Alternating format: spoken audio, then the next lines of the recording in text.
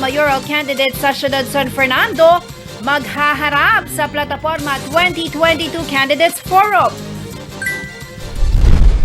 Mga paratang ni dating Mayor Pelayo sa mga pineda, di dapat paniwalaan ayon sa dating kaibigan na si ex-Mayor Ray Malonzo. Pelayo, nanindigan. Ilang BBM supporters hindi raw solid kay Marcos Jr. ayon sa kapartido ni Mayor Isko. At BBM Youth Pampanga, naghandog ng libreng t-shirt printing sa ibang mga taga-suporta ng Marcos Duterte tandem.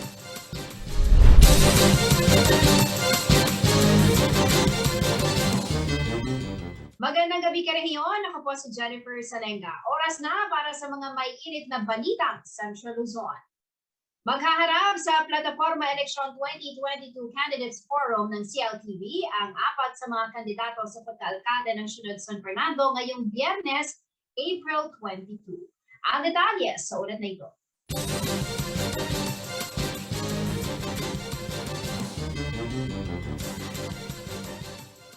Bilang kabisera ng Pampanga, ang Siyudad San Fernando ay sentro ng kalakalan at politika sa lalawigan. Ang lokal na pamamahala dito ay mayroon ding epekto sa pangkabuuang progreso ng lalawigang Kapampangan. Kaya naman tinututukan din kung sino ang susunod na magiging alkalde na papalit kay outgoing Mayor Edwin Santiago na nakatapos na ng 3 termino o 9 na taon. Para sa higit pang pagkilala sa kanilang tindig, inihahatid ng CLTV ang Plataporma Election 2022 Candidates Forum kung saan tampok ang mga mayoral candidates ng syudad. Mula sa 5 kandidato na nag-file ng kanilang Certificate of Candidacy, 4 ang nagkumpirma na dadalaw sa harapan. Si outgoing 3rd District Board Member Ross Vijenson na pambato ng Kapanalig at Kambilan ng Memalin, Pampanga. Si outgoing City Vice Mayor Jimmy Lazatin ng Aksyon Demokratiko. Sandy Kiwa na isang independent candidate at former City of San Fernando Mayor Attorney Oscar Rodriguez ng Liberal Party. Samantala, hindi naman umano makakadalo si Dolores Barangay Captain Vilma Kaluwag dahil mayroon na itong schedule sa Maynila. Haharapin ng 4 ang mga katanungan na mula sa mga pananaliksik ng pamunuan ng programa na may kinalaman sa lokal na pamamahala sa syudad at piling katanungan mula sa mga netizen. Tutukan ng kanilang paghaharap sa Biyernes, April 22, alas 5:30 ng hapon hanggang alas 7 ng gabi, live sa CLTV at sa CLTV Facebook page. Angelica Cara, CLTV News.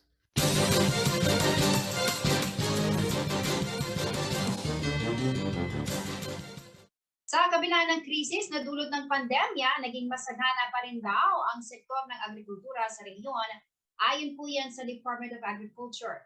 Katunayan, naitala sa 3.74 million metric tons ang rice production ng Central Luzon para sa taong 2021. Narito ang detalye.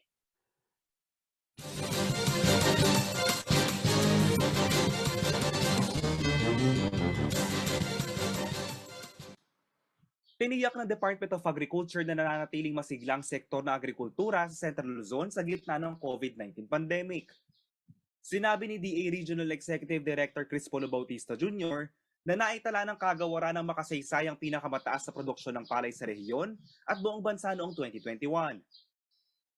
Ayon pa sa kanya, nakapaglabas ng record-breaking na ani ng palay na kulang 20 million metric tons ng buong Pilipinas. 20% ang national rice production o 3.74 million metric tons ay nanggaling sa Central Luzon. Patunay umano ito na ang rehiyon ng Rice Granary of the Philippines. Dagdag pa ni Bautista, 65% ng mga sibuyas na inani sa bansa ay mula sa rehiyon partikular na sa Nueva Ecija. Sa usapin naman ng high-value commercial crops gaya ng pinakbet vegetables, sinabi ni Bautista na pumapangalawang rehiyon sa produksyon. Ito ay nagsusupply ng halos 50% ng pangangailangan ng gulay sa Metro Manila. Samantala, kaya umano makipagkompetensya ng Central Luzon kahit sa ibang mga bansa sa Timog Silangang Asya sa larangan ng corn production. Halos 7 tonelada bawat ektarya raw ang karaniwang produksyon ng mais dito. Hinihikayat din ng DA ang diversification at intercropping ng mga gulay na maaari makapagbigay ng karagdagang kita sa mga magsasaka. Hinimok din ng mga magsasaka na makipagsapalaran din sa mga produksyon ng gulay lalo na't malalawak ang mga lupain para patubigan.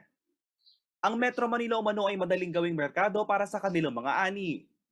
Sinabi rin ni Bautista na ang Central Luzon ay nangunguna rin pagdating sa produksyon ng karne ng manok at pato habang pumapangalawa pagdating sa itlog ng manok.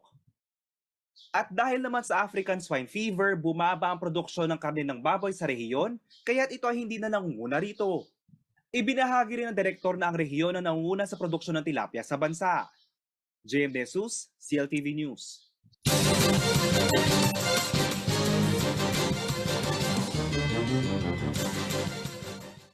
Sa pagbabalik ng CLTV News.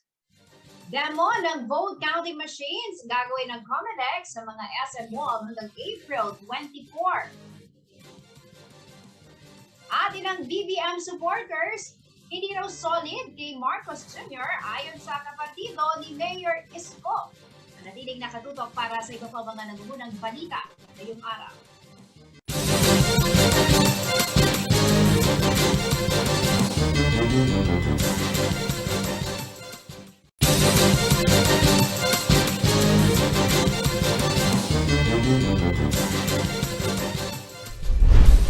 Narito na ang mga malalaking balitang Central Luzon ngayong araw.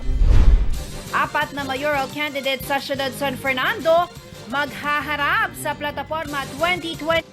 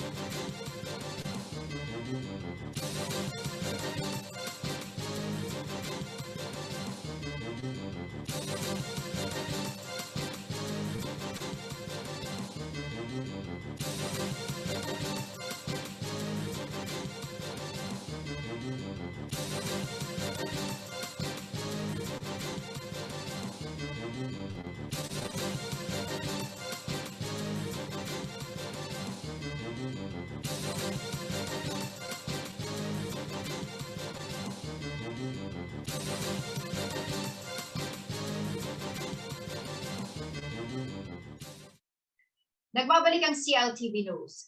Hindi raw dapat paniwalaan ang lahat ng pagtutsada ni dating Candaba Mayor Jerry Pelayo sa Administrasyong Pineda. Ito ay ayon sa dating kaibigan na si former Caloocan Mayor Ray Malonzo. Lumutang sa eksena si Malonzo matapos maglabasan ang mga mainit na salita ni Pelayo sa kampanya ng kanyang sinusuportahang kandidato sa pagkagobernador na si Danilo Bainon. Welda naman ni Pelayo out of line si Malonzo sa paghimasok sa isyu sa Pampanga. Narito ang report.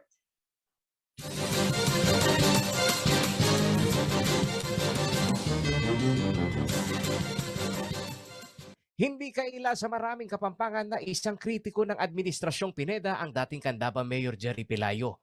Mula nang pumasok ang election season hanggang sa opisyal na pagsisimula ng kampanya, hindi naging tikom ang bibig ni Pelayo kaugnay ng iba't ibang bagay na may kaugnayan sa pamamalakad sa Kapitolyo.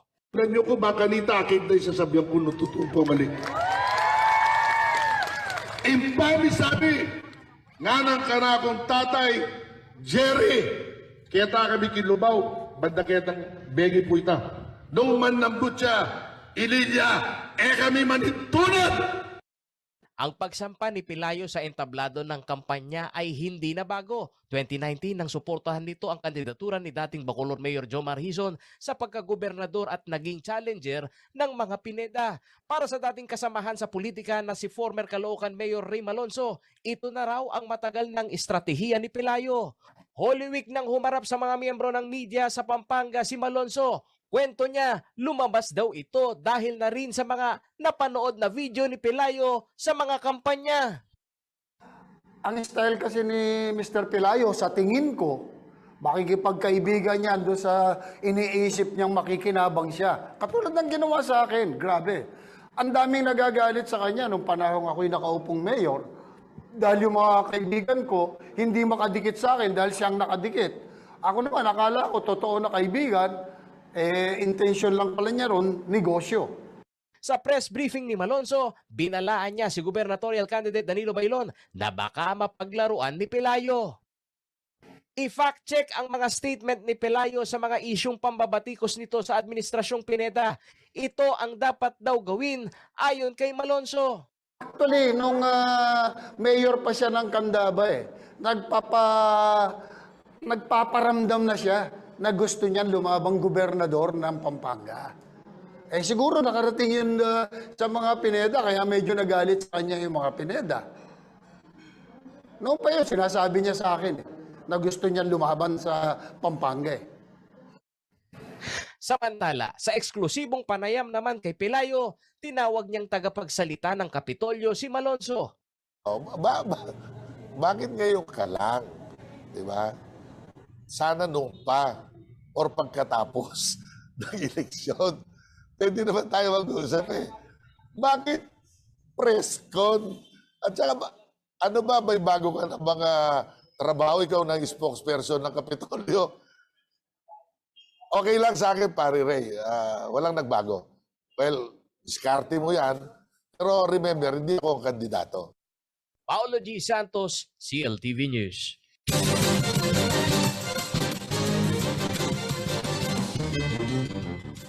Maaari raw masubukan ng publiko ang aktwal na paggamit ng vote counting machine sa mga SM malls sa buong bansa hanggang April 24. Ito'y matapos makipag-partner ang COMELEC sa SM Supermalls upang makapagsagawa ng demo sa mga makina na gagamitin sa halalan at may pakita sa taong bayan ang safety features nito. May ulat si Felix Barrios.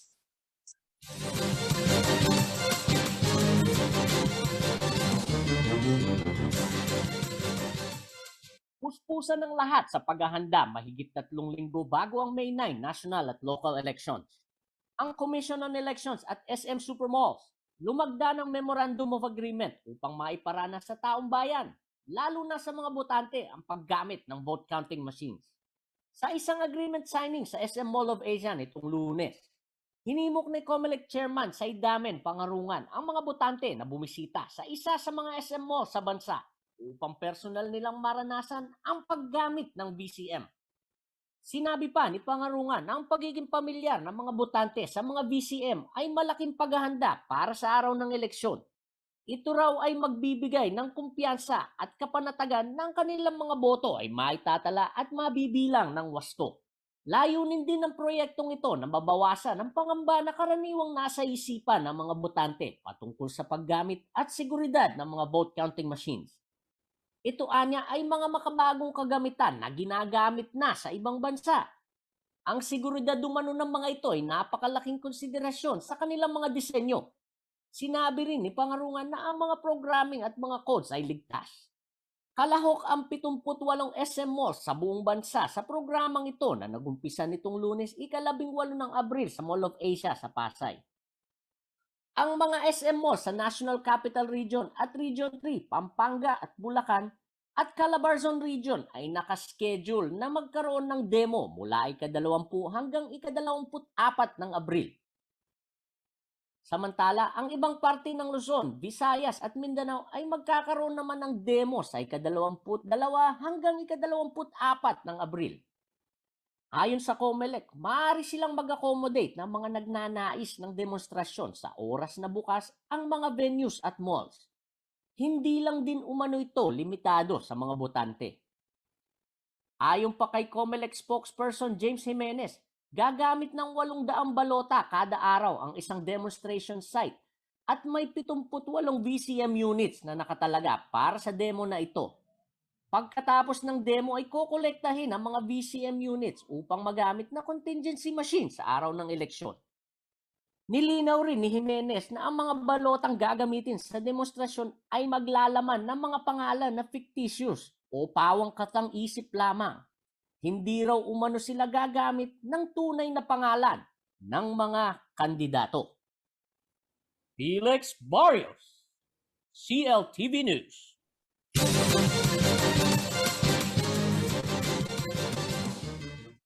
Kumpiyansa umano ang Aksyon Demokratiko na malakas ang laban ng kanilang pambato na si Presidential Candidate Mayor Isko Moreno. Hindi raw naniniwala ang grupo sa mga survey.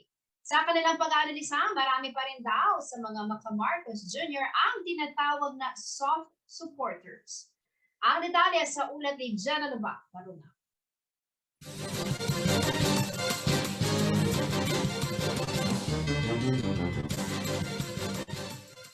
Marami ang umaalma, lalo na sa kampo ni Vice President Leni Robredo nang sabihan ito ni Presidential Candidate Mayor Isko Moreno Dumagoso na mag-withdraw sa kanyang kandidatura sa pagkapangulo. Ito ay sa kabila ng siya ang pumapangalawa sa halos mga survey na inilalabas.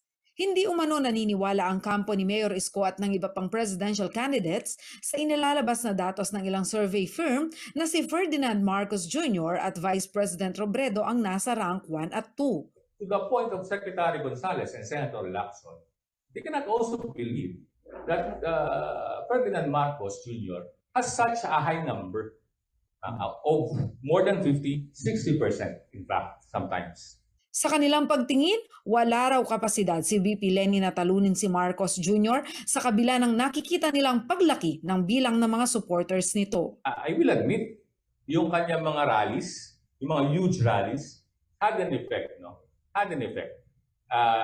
So maraming tuloy gustong sumama. Kahit na siya pa yung mga pangalawa sa ibang surveys, she has a cap. Hindi niya kayang abutin o talunin. Wala siyang capability talunin talaga yung frontrunner. Kasi may hatred eh. May pagtingin din umano ang Aksyon Demokratiko na hindi lahat ay loyalista ng mga Marcos. Mayroon pa rin umanong tinatawag na soft supporter si presidential candidate Bongbong Marcos. Ito ay driven by hatred doon sa sinasabing kontrapelo, doon sa number 2. Dahil sa galit na doon sa isa, ayaw nilang manalo ito, doon na lang kami kay Marcos. Mayor Isko is saying na sana naman the Filipinos will have enough of this pula at dilaw. Sana naman, tingnan niyo naman din po ako. Isa pa umanong patunay na hindi solido ang suporta sa kampo ni Marcos Jr. ay ang Tanggera Survey kung saan may pagtingin umano na kailangang pagbayarin sila ng kanilang utang na 203 billion pesos na estate tax. Doon sa mga Marcos supporters, no? What do they feel? What do they think of the 203 billion estate tax? And of the 48% na pumili sa kanya as first choice, 33% of them, or around 14%, ang tingin nila dapat magbayad yung mga Marcos ng kanilang estate tax. This means they are not solidly behind Ferdinand Marcos. That's an indication that there are still soft voters in the camp of Ferdinand Marcos. Sa kabilang banda, nilinaw naman ng Aksyon Demokratiko na ang kampo nila ay hindi anti-Robredo o anti-Marcos. Nagkataon lamang umano na may isyong kailangang bigyang linaw. We are not anti-Marcos, anti-Leni per se, but we call out things that they did wrong. Jana Lumbang Parungaw, CLTV News.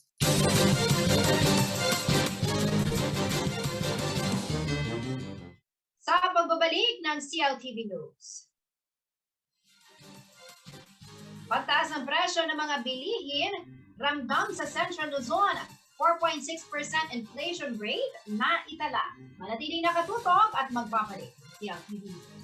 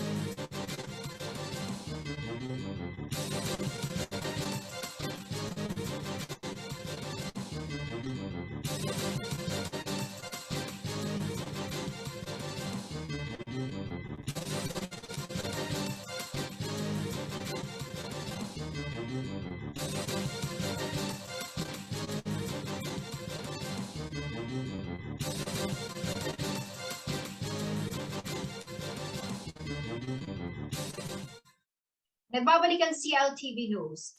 At sa iba pang mga nangungunang balita sa nararanasang krisis bunso ng pandemya at ng kaguluhan sa pagitan ng Russia at Ukraine, patuloy pa rin po ang pagtaas sa mga pangunahing bilihin dito sa ating bansa. Sa Central Luzon, aabot sa 4.6% ang naitalang inflation rate para sa buwan ng Marso. May ulat si Paulo G. Santos.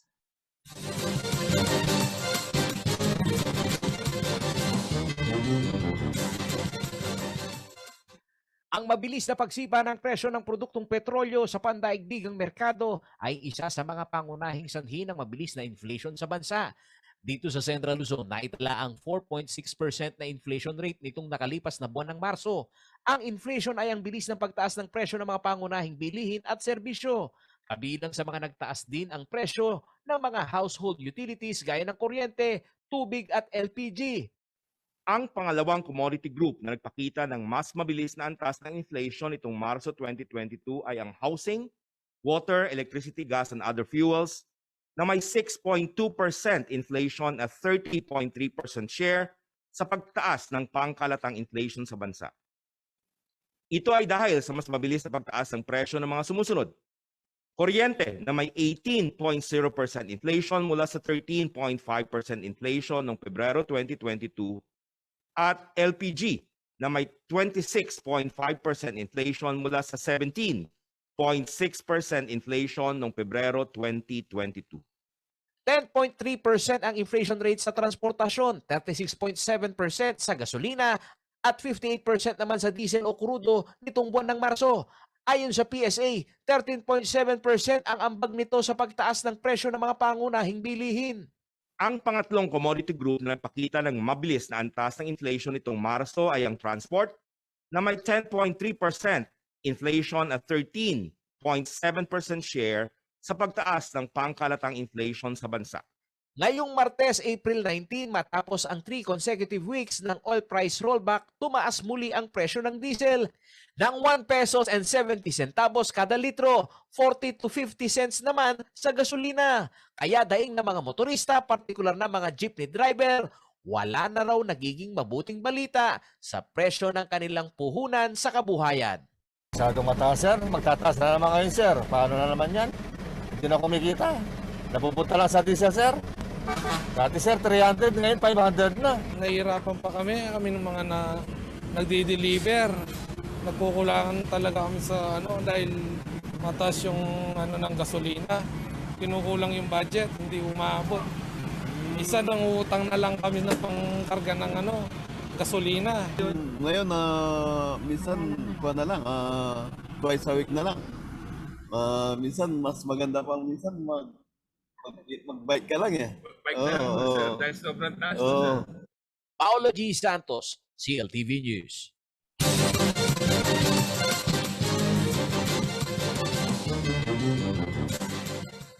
Narito naman ay isang mabilis na silip sa mga balita mula sa iba't ibang bahagi ng rehiyon. Atin ni Arlene Salonga sa CL News Express.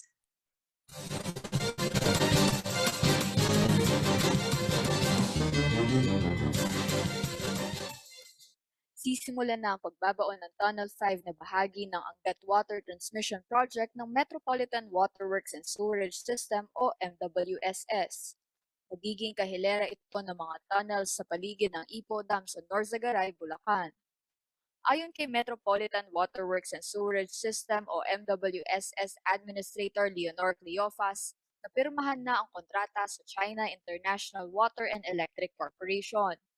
Higit 3 bilyong piso ang halaga ng proyekto na popondohan sa tulong ng mga water concessionaire ng MWSS.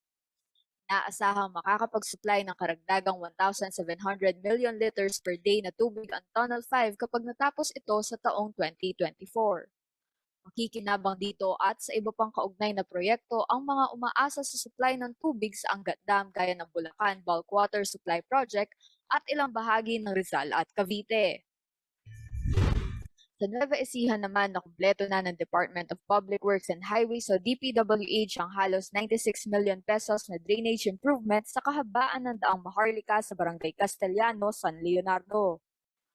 Ang proyekto ay pinatupad ng Nueva Ecija 2nd District Engineering Office at pinondohan sa ilalim ng 2021 national budget. Isang drainage canal, sidewalk at pinagsamang curb at gutter ang kanila ring ginawa para sa kaligtasan ng mga motoristang bumabiyahe sa nasabing road network. Maging mga problema sa pagbaha sa barangay ay masosolusyonan ng bagong drainage system. Samantala, pumirma sa isang 3-year partnership agreement ang National Nutrition Council o NNC kasama ang Local Government Academy o LGA. Ito ay upang palakasin ang kakayahan at kapasidad na mayroon ng mga LGU sa nutrition improvement ng kanilang nasasakupan. Ayon kay NNC Assistant Secretary at Executive Director Azucena Dayanghirang, nakatuon ng LGA at NNC na tuluyang alisin lahat ng anyo ng malnutrisyon sa taong 2030.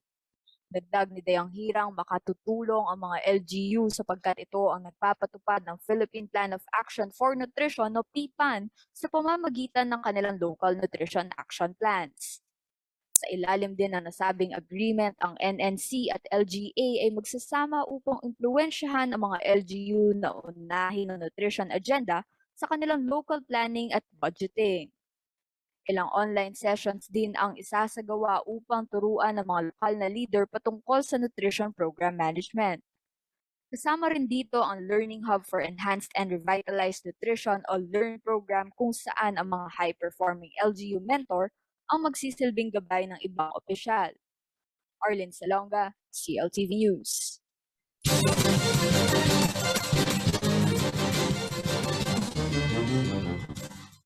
Sa pagbabalik ng CLTV News.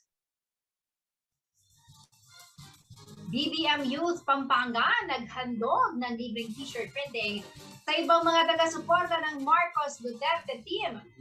Manatiling nakatutok at magbabalik ng CLTV News.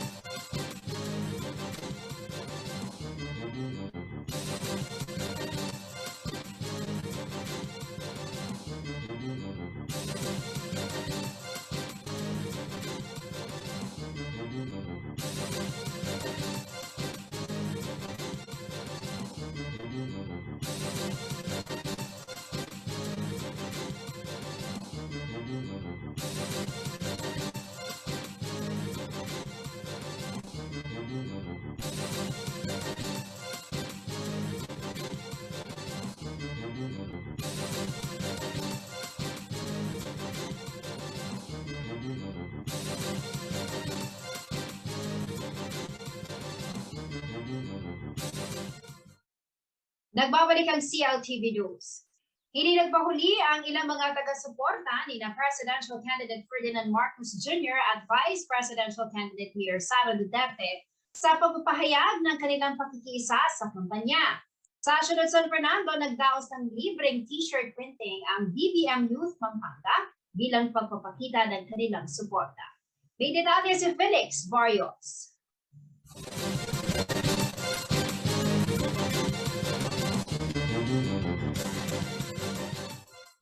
Sa unang tingin, aakalain mong isang tindahan ito sa city proper ng Syudad San Fernando, Pampanga. Pero kung susuriing mabuti, dito'y sinasagawa ang free t-shirt printing bilang pagpapakita ng suporta kay Presidential Candidate former Senator Ferdinand Bongbong Marcos Jr. at Vice Presidential Candidate Mayor Sara Duterte. Ito umano ang ambag ng mga BBM Youth Pampanga sa kampanya ng Marcos Duterte Tandem. Kami po sa mga bilang mga kabataan ko, mga volunteer lang po talaga kami. Wala kaming mga nakukuha kung ano-ano man, no?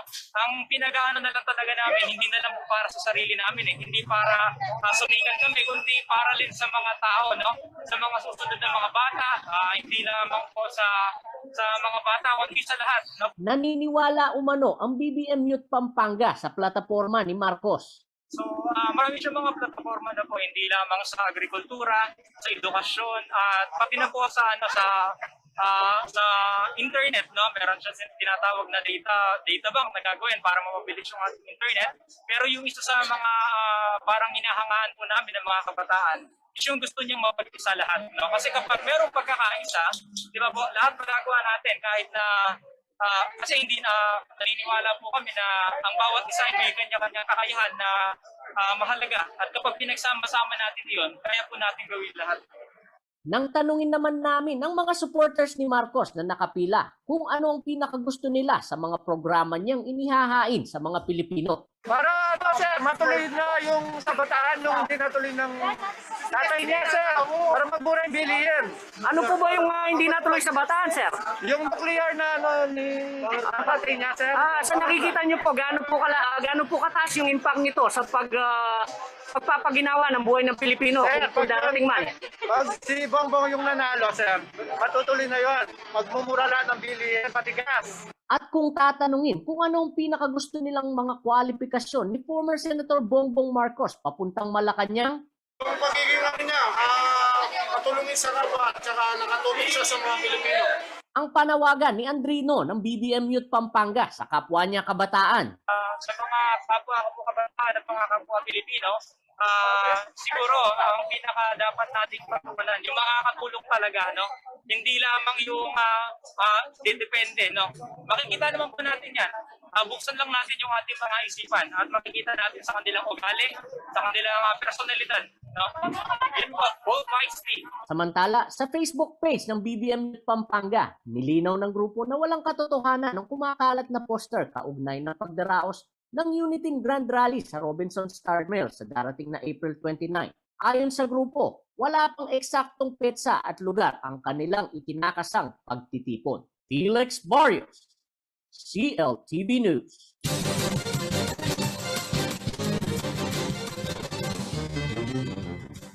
Alamin naman natin ang magiging lagay ng panahon mula kay Ginoong Manny Esguera, ang Chief Weather Forecaster ng Pag-asa Corp.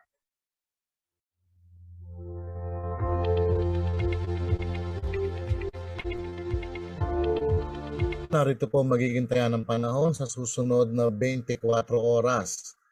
Easterlies po nakakaapekto sa buong bansa, so asahan po natin ang maalinsangang panahon. Kaya po ang Metro Manila at nalalabing bahagi ng bansa, kasama na po dito ang Pampanga, ay magiging bahagi hanggang sa kuminsan ay magiging maulap po ang papawirin. Meron din po tayong inaasahan mga isolated rain showers or thunderstorm. Ito po ay dulot ng mainit na easterlies at ng localized thunderstorm. Pinag-iingat po ang lahat. Sa ngayon po ay wala naman po tayo ibang nakikitang weather system na nakakaapekto sa loob at labas ng ating PAR na maapektuhan ng ating bansa. So pinag-iingat po ang lahat.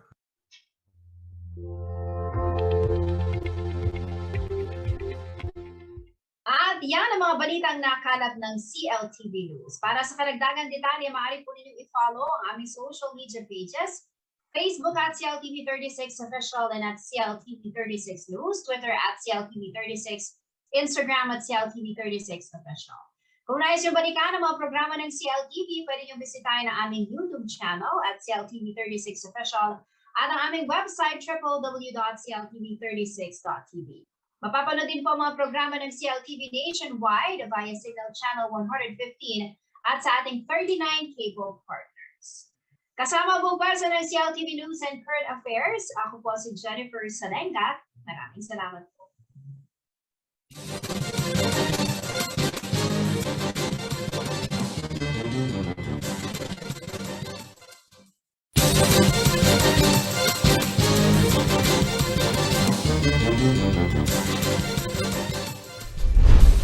Narito na ang mga malalaking balitang Central Luzon ngayong araw.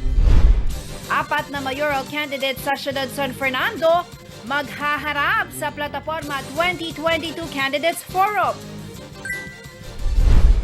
Mga paratang ni dating Mayor Pelayo sa mga pineda, di dapat paniwalaan ayon sa dating kaibigan na si ex-Mayor Ray Malonzo.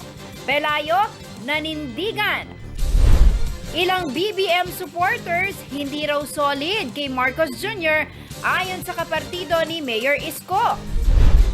At BBM Youth Pampanga, naghandog ng libreng t-shirt printing sa ibang mga taga-suporta ng Marcos Duterte tandem.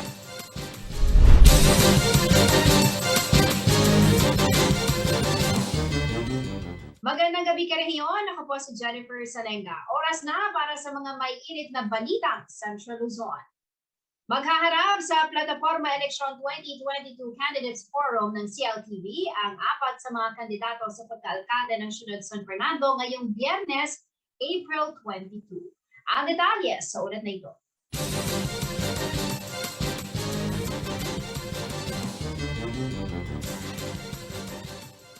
Bilang kabisera ng Pampanga, ang Siyudad San Fernando ay sentro ng kalakalan at politika sa lalawigan. Ang lokal na pamamahala dito ay mayroon ding epekto sa pangkabuuang progreso ng lalawigang Kapampangan. Kaya naman tinututukan din kung sino ang susunod na magiging alkalde na papalit kay outgoing Mayor Edwin Santiago na nakatapos na ng 3 termino o 9 na taon. Para sa higit pang pagkilala sa kanilang tindig, inihahatid ng CLTV ang Plataporma Election 2022 Candidates Forum kung saan tampok ang mga mayoral candidates ng syudad. Mula sa 5 kandidato na nag-file ng kanilang Certificate of Candidacy, 4 ang nagkumpirma na dadalo sa harapan. Si outgoing 3rd District Board Member Ross Vihenson na pambato ng Kapanalig at Kambilan ng Memalin, Pampanga.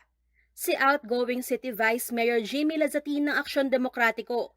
Sandy Kiwa na isang independent candidate at former City of San Fernando Mayor Attorney Oscar Rodriguez ng Liberal Party. Samantala, hindi naman umano makakadalo si Dolores Barangay Captain Vilma Kaluwag dahil mayroon na itong schedule sa Maynila. Haharapin ng 4 ang mga katanungan na mula sa mga pananaliksik ng pamunuan ng programa na may kinalaman sa lokal na pamamahala sa syudad at piling katanungan mula sa mga netizen. Tutukan ng kanilang paghaharap sa Biyernes, April 22, alas 5:30 ng hapon hanggang alas 7 ng gabi, live sa CLTV at sa CLTV Facebook page. Angelica Cara, CLTV News.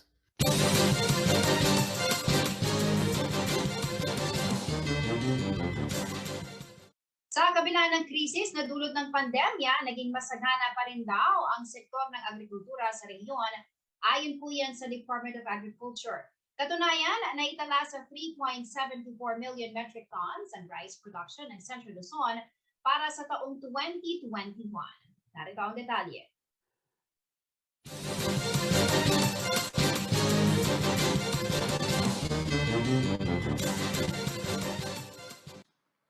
Tiniyak ng Department of Agriculture na nananatiling masiglang sektor ng agrikultura sa Central Luzon sa gitna ng COVID-19 pandemic. Sinabi ni DA Regional Executive Director Crispolo Bautista Jr. na naitala ng kagawaran ng makasaysayang pinakamataas na produksyon ng palay sa rehiyon at buong bansa noong 2021. Ayon pa sa kanya, nakapaglabas ng record-breaking na ani ng palay na kulang 20 million metric tons ng buong Pilipinas. 20% ang national rice production o 3.74 million metric tons ay nanggaling sa Central Luzon. Patunay umano ito na ang rehiyon ng Rice Granary of the Philippines. Dagdag pa ni Bautista, 65% ng mga sibuyas na inani sa bansa ay mula sa rehiyon partikular na sa Nueva Ecija. Sa usapin naman ng high-value commercial crops gaya ng pinakbet vegetables, sinabi ni Bautista na pumapangalawang rehiyon sa produksyon. Ito ay nagsusupply ng halos 50% ng pangangailangan ng gulay sa Metro Manila. Samantala, kaya umano makipagkompetensya ng Central Luzon kahit sa ibang mga bansa sa Timog Silangang Asya sa larangan ng corn production. Halos 7 tonelada bawat hektare raw ang karaniwang produksyon ng mais dito. Hinihikayat din ng DA ang diversification at intercropping ng mga gulay na maaari makapagbigay ng karagdagang kita sa mga magsasaka. Hinimok din ng mga magsasaka na makipagsapalaran din sa mga produksyon ng gulay lalo na't malalawak ang mga lupain para patubigan. Ang Metro Manila umano ay madaling gawing merkado para sa kanilang mga ani.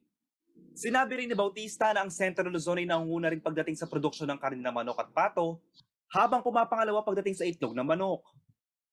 At dahil naman sa African Swine Fever, bumaba ang produksyon ng karne ng baboy sa rehiyon, kaya't ito ay hindi na nangunguna rito. Ibinahagi rin ng direktor na ang rehiyon na nangunguna sa produksyon ng tilapia sa bansa. JM Jesus, CLTV News.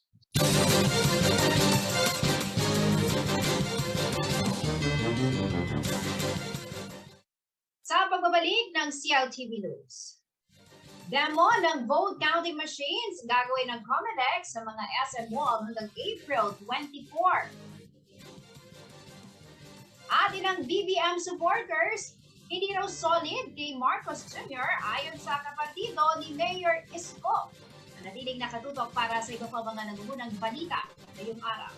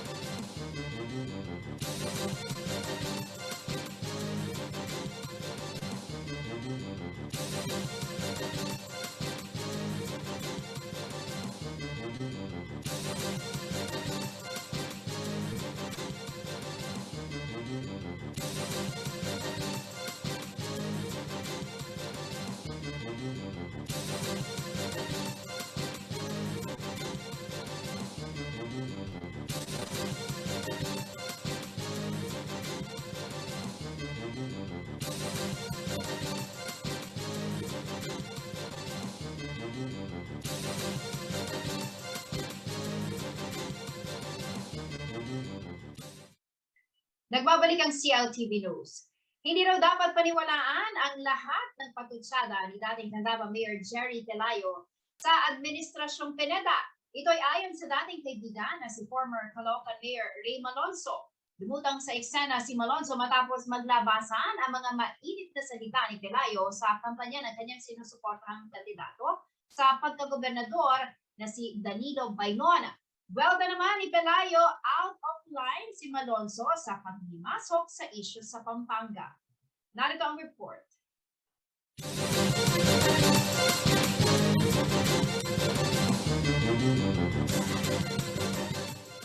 Hindi kaila sa maraming Kapampangan na isang kritiko ng Administrasyong Pineda ang dating Candaba Mayor Jerry Pelayo. Mula nang pumasok ang election season hanggang sa opisyal na pagsisimula ng kampanya, hindi naging tikom ang bibig ni Pelayo kaugnay ng iba't ibang bagay na may kaugnayan sa pamamalakad sa Kapitolyo. Nanyo ko makanita akit na isasabihan ko nututupo mali. Impani sabi, nga ng kanakong tatay, Jerry, kaya ta kami kilubaw, banda kaya tang begi po ita. Nung man nambut siya, Ililya, kami manitunod! Ang pagsampa ni Pelayo sa entablado ng kampanya ay hindi na bago. 2019 nang suportahan nito ang kandidatura ni dating Bacolod Mayor Jomar Hizon sa pagkagobernador at naging challenger ng mga Pineda. Para sa dating kasamahan sa politika na si former Caloocan Mayor Ray Malonzo, ito na raw ang matagal ng estratehiya ni Pelayo. Holy Week nang humarap sa mga miyembro ng media sa Pampanga si Malonzo. Kwento niya, lumabas daw ito dahil na rin sa mga napanood na video ni Pelayo sa mga kampanya. Ang style kasi ni Mr. Pelayo, sa tingin ko, makikipagkaibigan niya doon sa iniisip niyang makikinabang siya. Katulad ng ginawa sa akin, grabe. Ang daming nagagalit sa kanya nung panahon ako'y nakaupong mayor dahil yung mga kaibigan ko hindi makadikit sa akin dahil siyang nakadikit. Ako naman, akala ko totoo na kaibigan, intention lang pala niya ron, negosyo. Sa press briefing ni Malonzo, binalaan niya si gubernatorial candidate Danilo Bailon na baka mapaglaruan ni Pelayo. I-fact check ang mga statement ni Pelayo sa mga isyung pambabatikos nito sa Administrasyong Pineda. Ito ang dapat daw gawin ayon kay Malonzo. Actually, nung mayor pa siya ng Candaba, nagpaparamdam na siya na gusto niyan lumabang gobernador ng Pampanga. Siguro nakarating yun sa mga Pineda, kaya medyo nagalit sa kanya yung mga Pineda. Noon pa yun, sinasabi niya sa akin na gusto niyan lumaban sa Pampanga. Samantala, sa eksklusibong panayam naman kay Pelayo, tinawag niyang tagapagsalita ng Kapitolyo si Malonzo. Bakit ngayon ka lang? Diba? Sana nung pa or pagkatapos ng eleksyon. Pwede naman tayo mag-usap eh. Bakit press con? At saka, ano ba, may bago ka na mga trabaho? Ikaw na spokesperson ng Kapitolyo. Okay lang sa akin, pare Ray. Walang nagbago. Well, diskarte mo yan. Pero remember, hindi ako ang kandidato. Paolo G. Santos, CLTV News.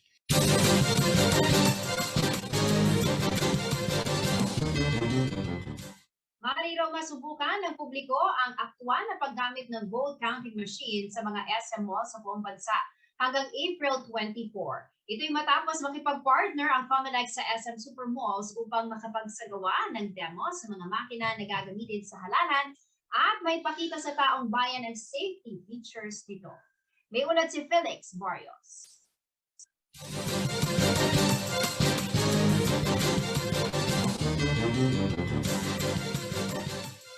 Puspusan ng lahat sa paghahanda mahigit 3 linggo bago ang May 9 national at local elections. Ang Commission on Elections at SM Supermalls lumagda ng Memorandum of Agreement upang maiparana sa taong bayan, lalo na sa mga botante, ang paggamit ng vote counting machines.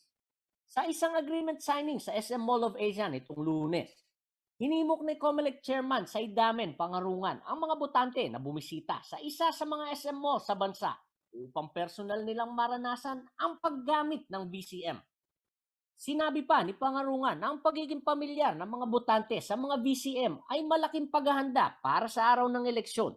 Ito raw ay magbibigay ng kumpiyansa at kapanatagan ng kanilang mga boto ay maitatala at mabibilang ng wasto.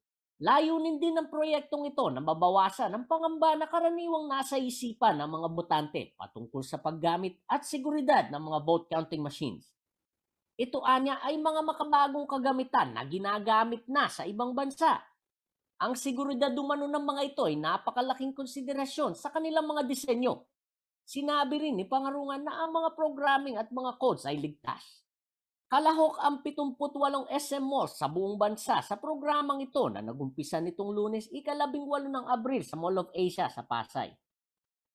Ang mga SM malls sa National Capital Region at Region 3, Pampanga at Bulacan at Calabarzon Region ay nakaschedule na magkaroon ng demo mula ika-20 hanggang ika-24 ng Abril.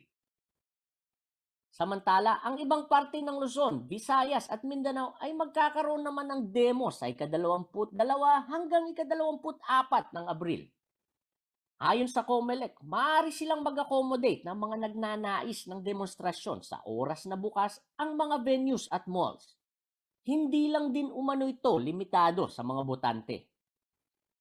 Ayon pa kay COMELEC spokesperson James Jimenez, gagamit ng 800 balota kada araw ang isang demonstration site at may 78 VCM units na nakatalaga para sa demo na ito. Pagkatapos ng demo ay kokolektahin ang mga VCM units upang magamit na contingency machine sa araw ng eleksyon. Nilinaw rin ni Jimenez na ang mga balotang gagamitin sa demonstrasyon ay maglalaman ng mga pangalan na fictitious o pawang katang-isip lamang. Hindi raw umano sila gagamit ng tunay na pangalan ng mga kandidato. Felix Barrios, CLTV News.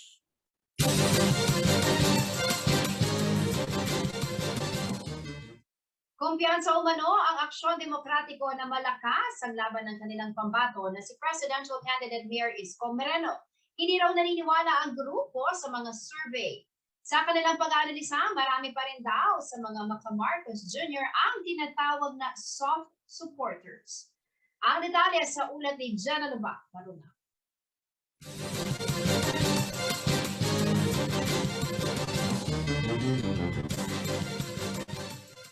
Marami ang umaalma, lalo na sa kampo ni Vice President Leni Robredo nang sabihan ito ni Presidential Candidate Mayor Isko Moreno Dumagoso na mag-withdraw sa kanyang kandidatura sa pagkapangulo. Ito ay sa kabila ng siya ang pumapangalawa sa halos mga survey na inilalabas.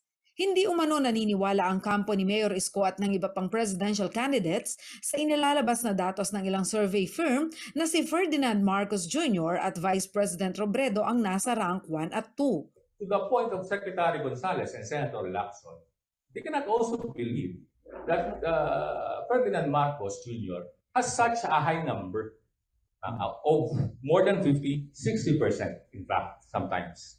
Sa kanilang pagtingin, wala raw kapasidad si VP Leni na talunin si Marcos Jr. sa kabila ng nakikita nilang paglaki ng bilang ng mga supporters nito. I will admit, yung kanyang mga rallies, yung mga huge rallies, had an effect, no? Had an effect. So maraming tuloy gustong sumama. Kahit na siya pa yung mga pangalawa sa ibang surveys, she has a cap. Hindi niya kayang abutin o talunin. Wala siyang capability talunin talaga yung frontrunner. Kasi may hatred eh. May pagtingin din umano ang Aksyon Demokratiko na hindi lahat ay loyalista ng mga Marcos. Mayroon pa rin umanong tinatawag na soft supporter si presidential candidate Bongbong Marcos. Ito ay driven by hatred doon sa sinasabing kontrapelo, doon sa number 2. Dahil sa galit na doon sa isa, ayaw nilang manalo ito, doon na lang kami kay Marcos. Mayor Isko is saying na sana naman the Filipinos will have enough of this pula at dilaw. Sana naman, tingnan niyo naman din po ako. Isa pa umanong patunay na hindi solido ang suporta sa kampo ni Marcos Jr. ay ang Tanggera Survey kung saan may pagtingin umano na kailangang pagbayarin sila ng kanilang utang na 203 billion pesos na estate tax. Doon sa mga Marcos supporters, no? What do they feel? What do they think of the 203 billion estate tax? And of the 48% na pumili sa kanya as first choice, 33% of them, or around 14%, ang tingin nila dapat magbayad yung mga Marcos ng kanilang estate tax. This means they are not solidly behind Ferdinand Marcos. That's an indication that there are still soft voters in the camp of Ferdinand Marcos. Sa kabilang banda, nilinaw naman ng Aksyon Demokratiko na ang kampo nila ay hindi anti-Robredo o anti-Marcos. Nagkataon lamang umano na may isyong kailangang bigyang linaw. We are not anti-Marcos, anti-Leni per se, but we call out things that they did wrong. Jana Lumbang Parungaw, CLTV News.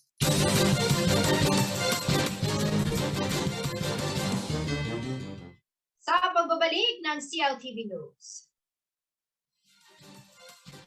Pagtaas ng presyo ng mga bilihin, ramdam sa Central Luzon, 4.6% inflation rate na itala. Manatiling nakatutok at magbabalik. CLTV News.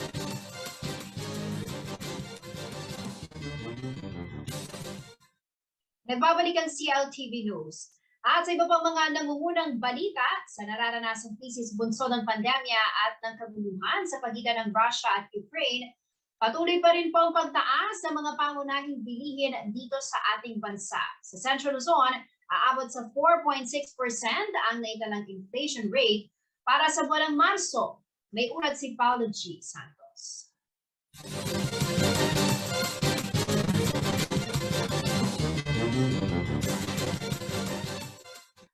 Ang mabilis na pagsipa ng presyo ng produktong petrolyo sa pandaigdigang merkado ay isa sa mga pangunahing sanhi ng mabilis na inflation sa bansa.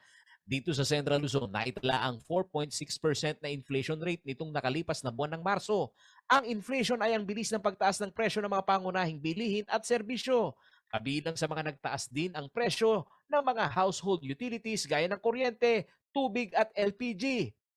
Ang pangalawang commodity group na nagpakita ng mas mabilis na antas ng inflation itong Marso 2022 ay ang housing, water, electricity, gas, and other fuels na may 6.2% inflation at 30.3% share sa pagtaas ng pangkalatang inflation sa bansa. Ito ay dahil sa mas mabilis na pagtaas ng presyo ng mga sumusunod. Kuryente na may 18.0% inflation mula sa 13.5% inflation noong Pebrero 2022 at LPG na may 26.5% inflation mula sa 17.6% inflation noong Pebrero 2022. 10.3% ang inflation rate sa transportasyon, 36.7% sa gasolina at 58% naman sa diesel o krudo nitong buwan ng Marso. Ayon sa PSA, 13.7% ang ambag nito sa pagtaas ng presyo ng mga pangunahing bilihin. Ang pangatlong commodity group na nagpakita ng mabilis na antas ng inflation nitong Marso ay ang transport na may 10.3% inflation at 13.7% share sa pagtaas ng pangkalatang inflation sa bansa. Ngayong Martes, April 19, matapos ang 3 consecutive weeks ng oil price rollback, tumaas muli ang presyo ng diesel ng 1 pesos and 70 centavos kada litro, 40 to 50 cents naman sa gasolina. Kaya daing na mga motorista, partikular na mga jeepney driver, wala na raw nagiging mabuting balita sa presyo ng kanilang puhunan sa kabuhayan. Masyadong mataas, sir. Magtataas na naman ngayon, sir. Paano na naman yan? Hindi na kumikita. Napupunta lang sa diesel, sir. Dati, sir, 300. Ngayon, 500 na. Nahihirapan pa kami ng mga nagdi-deliver. Nagkukulangan talaga kami sa dahil mataas yung ng gasolina. Kinukulang yung budget, hindi umabot. Isa nang utang na lang kami ng pangkarga ng gasolina. Ngayon, minsan, twice a week na lang. Minsan, mas maganda pang minsan mag-bike ka lang eh. Bike na lang, sir. Dahil sobrang taas na. Paulo G. Santos, CLTV News.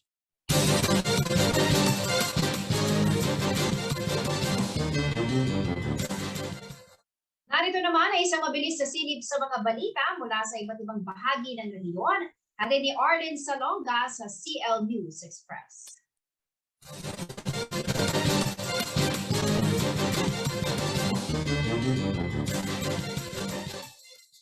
Sisimulan na ang pagbabaon ng Tunnel 5 na bahagi ng Angat Water Transmission Project ng Metropolitan Waterworks and Sewerage System o MWSS. Magiging kahilera ito ng mga tunnels sa paligid ng Ipo Dam sa Norzagaray, Bulacan. Ayon kay Metropolitan Waterworks and Sewerage System o MWSS Administrator Leonor Cleofas, napirmahan na ang kontrata sa China International Water and Electric Corporation. Higit 3 bilyong piso ang halaga ng proyekto na popondohan sa tulong ng mga water concessionaire ng MWSS. Inaasahang makakapag-supply ng karagdagang 1,700 million liters per day na tubig ang Tunnel 5 kapag natapos ito sa taong 2024. Makikinabang dito at sa iba pang kaugnay na proyekto ang mga umaasa sa supply ng tubig sa Angat Dam gaya ng Bulacan Bulk Water Supply Project at ilang bahagi ng Rizal at Cavite. Sa Nueva Ecija naman, nakumpleto na ng Department of Public Works and Highways o DPWH ang halos 96 million pesos na drainage improvement sa kahabaan ng daang Maharlika sa Barangay Castellano, San Leonardo. Ang proyekto ay pinatupad ng Nueva Ecija 2nd District Engineering Office at pinondohan sa ilalim ng 2021 National Budget. Isang drainage canal, sidewalk at pinagsamang curb at gutter ang kanila ring ginawa para sa kaligtasan ng mga motoristang bumabiyahe sa nasabing road network. Maging mga problema sa pagbaha sa barangay ay masosolusyonan ng bagong drainage system. Samantala, pumirma sa isang 3-year partnership agreement ang National Nutrition Council o NNC kasama ang Local Government Academy o LGA. Ito ay upang palakasin ang kakayahan at kapasidad na mayroon ng mga LGU sa nutrition improvement ng kanilang nasasakupan. Ayon kay NNC Assistant Secretary at Executive Director Azucena Dayanghirang, nakatuon ng LGA at NNC na tuluyang alisin lahat ng anyo ng malnutrisyon sa taong 2030. Dagdag ni Dayanghirang, makatutulong ang mga LGU sapagkat ito ang nagpapatupad ng Philippine Plan of Action for Nutrition o PPAN sa pamamagitan ng kanilang Local Nutrition Action Plans. Sa ilalim din ng nasabing agreement, ang NNC at LGA ay magsasama upang impluwensyahan ang mga LGU na unahin ang nutrition agenda sa kanilang local planning at budgeting. Ilang online sessions din ang isasagawa upang turuan ng mga lokal na leader patungkol sa nutrition program management. Kasama rin dito ang Learning Hub for Enhanced and Revitalized Nutrition o LEARN program kung saan ang mga high-performing LGU mentor ang magsisilbing gabay ng ibang opisyal. Arlene Salonga, CLTV News.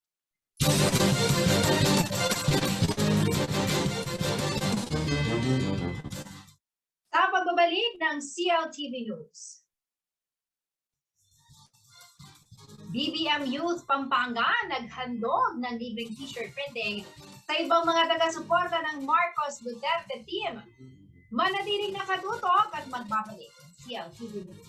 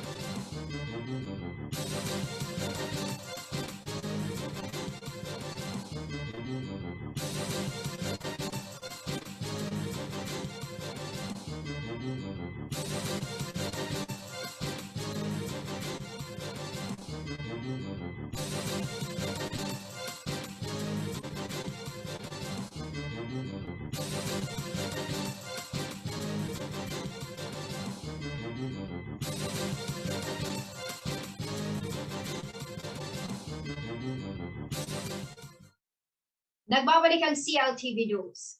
Hindi nagpahuli ang ilang mga taga-suporta ni na Presidential Candidate Ferdinand Marcos Jr. at Vice Presidential Candidate Mayor Sara Duterte sa pagpapahayag ng kanilang pakikiisa sa kampanya.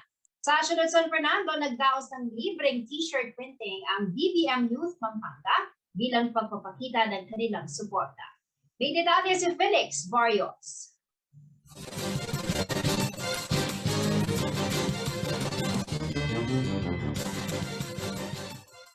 Sa unang tingin, aakalain mong isang tindahan ito sa city proper ng Syudad San Fernando, Pampanga. Pero kung susuriing mabuti, dito'y sinasagawa ang free t-shirt printing bilang pagpapakita ng suporta kay presidential candidate, former Senator Ferdinand Bongbong Marcos Jr. at Vice Presidential candidate, Mayor Sara Duterte. Ito umano ang ambag ng mga BBM Youth Pampanga sa kampanya ng Marcos Duterte Tandem. Kami po sa mga bilang mga kabataan po, mga volunteer lang po talaga kami. Wala kaming mga nakukuha kung ano-ano man, no? Ang pinag-aano na lang talaga namin, hindi na lang po para sa sarili namin eh. Hindi para sumikat kami, kundi para rin sa mga tao, no? Sa mga susunod na mga bata, hindi lamang po sa mga bata, kundi sa lahat, no? Naniniwala umano ang BBM Youth Pampanga sa plataforma ni Marcos. So, marami siyang mga plataforma na po, hindi lamang sa agrikultura, sa edukasyon, at pati na po sa internet, no? Meron siya tinatawag na data bank na gagawin para mapabilis yung ating internet. Pero yung isa sa mga parang hinahangaan po namin ng mga kabataan is yung gusto niyang mapabilis sa lahat, no? Kasi kapag merong pagkakaisa, di ba po, lahat magagawa natin kahit na kasi hindi naniniwala po kami na ang bawat isa ay may kanya-kanyang kakayahan na mahalaga. At kapag pinagsama-sama natin yun, kaya po natin gawin lahat. Nang tanungin naman namin ang mga supporters ni Marcos na nakapila kung ano ang pinakagusto nila sa mga programa niyang inihahain sa mga Pilipino. Para sir, matuloy na yung kabataan nung tinatuloy ng tatay niya, sir. Para magmura yung bilihin. Ano po ba yung hindi natuloy sa bataan, sir? Yung nuclear na ni tatay niya, sir. Sa nakikita niyo po, gaano po kataas yung impact nito sa pagpapaginawa ng buhay ng Pilipino kung darating man? Pag si Bongbong yung nanalo, sir, matutuloy na yun. Magmumura lahat ng bilihin, pati gas. At kung tatanungin kung ano ang pinakagusto nilang mga kwalifikasyon ni former Senator Bongbong Marcos papuntang Malacanang, Ang pagiging niya, katulungin sa kapwa at saka nakatulong siya sa mga Pilipino. ang panawagan ni Andrino ng BBM Youth Pampanga sa kapwa niya kabataan. Sa mga kapwa kabataan at mga kapwa Pilipino, siguro ang pinaka dapat nating pagtuunan yung makakatulong talaga, no? Hindi lamang yung depende, no? Makikita naman po natin yan. Buksan lang natin yung ating mga isipan at makikita natin sa kanilang ugali, sa kanilang personalidad, no? Yun po, both wisely. Samantala, sa Facebook page ng BBM Youth Pampanga, nilinaw ng grupo na walang katotohanan ng kumakalat na poster kaugnay ng pagdaraos ng Uniting Grand Rally sa Robinson Star Mill sa darating na April 29. Ayon sa grupo, wala pang eksaktong petsa at lugar ang kanilang itinakasang pagtitipon. Felix Barrios, CLTV News.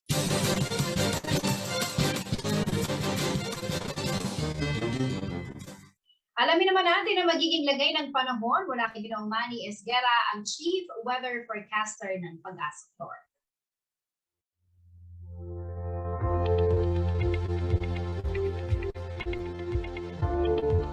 Narito po magiging taya ng panahon sa susunod na 24 oras.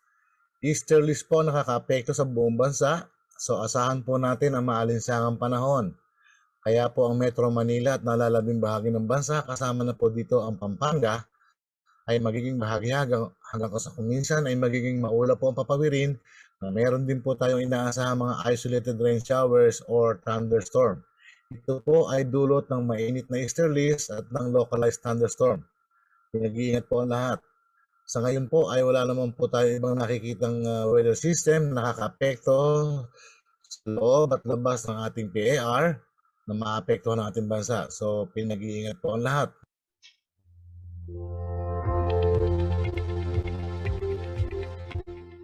At yan ang mga balitang nakalap ng CLTV News. Para sa karagdagang detalye, maaari po ninyong i-follow ang aming social media pages, Facebook at CLTV36 Official and at CLTV36 News, Twitter at CLTV36, Instagram at CLTV36 Official.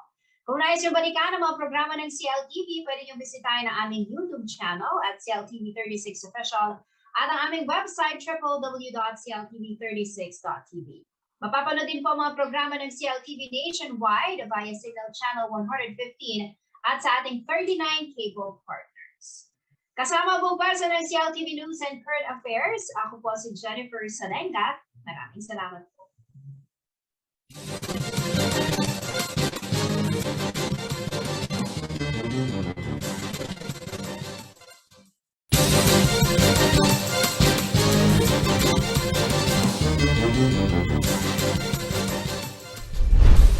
Narito na ang mga malalaking balitang Central Luzon ngayong araw.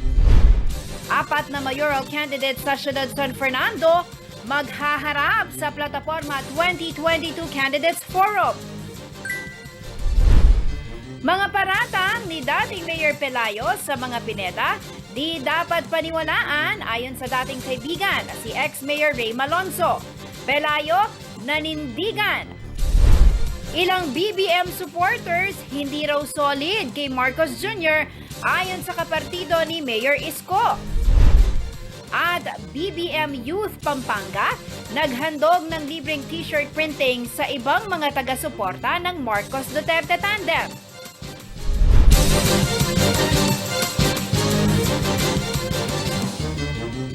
Magandang gabi ka rin yun. Ako po si Jennifer Salenga. Oras na para sa mga may init na balitang Central Luzon.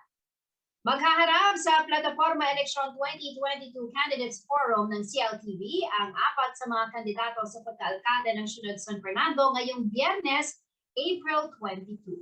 Ang detalye sa ulat na ito.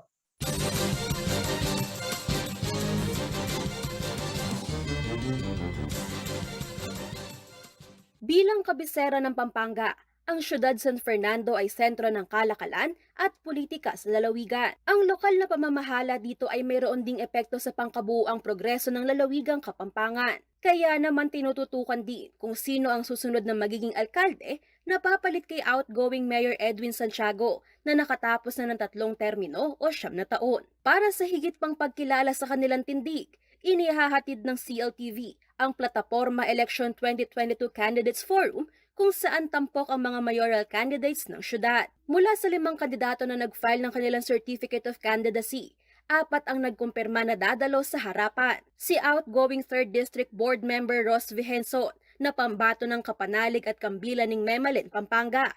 Si outgoing City Vice Mayor Jimmy Lazatin ng Aksyon Demokratiko. Sandy Kiwa na isang independent candidate at former City of San Fernando Mayor Attorney Oscar Rodriguez ng Liberal Party. Samantala, hindi naman umano makakadalo si Dolores Barangay Captain Vilma Kaluwag dahil mayroon na itong schedule sa Maynila. Haharapin ng 4 ang mga katanungan na mula sa mga pananaliksik ng pamunuan ng programa na may kinalaman sa lokal na pamamahala sa syudad at piling katanungan mula sa mga netizen. Tutukan ng kanilang paghaharap sa Biyernes, April 22, alas 5:30 ng hapon hanggang alas 7 ng gabi, live sa CLTV at sa CLTV Facebook page. Angelica Cara, CLTV News.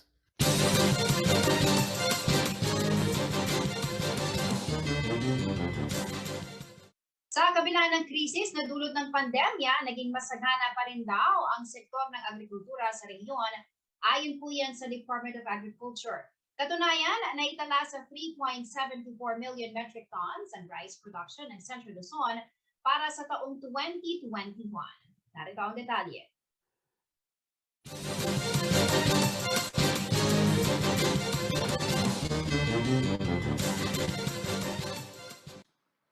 Tiniyak ng Department of Agriculture na nananatiling masiglang sektor ng agrikultura sa Central Luzon sa gitna ng COVID-19 pandemic.